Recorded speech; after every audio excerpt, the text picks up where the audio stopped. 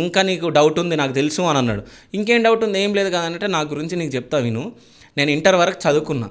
దాని తర్వాత మా నాన్నగారు ఇది చేస్తుండే, హనుమంతరాయ్ ముత్య ఇవి చేస్తుండే. మా నాన్న చనిపోయిన తర్వాత కొన్ని రోజుల తర్వాత నాకు ఇది మా వంశం పరంగా నాకు రావడం జరిగింది.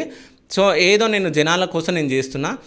నేను చెప్తున్నా, ఒక 10,000 మంది డైలీ ఒక 10,000 మంది వస్తే వాళ్ళందరినీ నేను చూసే వరకే నేను పండుకునేది మార్నింగ్ 5కి, మళ్ళీ నేను మళ్ళీ 9కో 8కో లేవాలి. 2-3 గంటలు నేను పండుకుంటా. దాని తర్వాత మళ్ళీ సరికి రోజు సైకిల్ ఎట్లా ఉంటుందంటే రోజు వాళ్ళని చూడడమే, అసలు నిద్ర ఉండదు, ఏముండదు నాకు.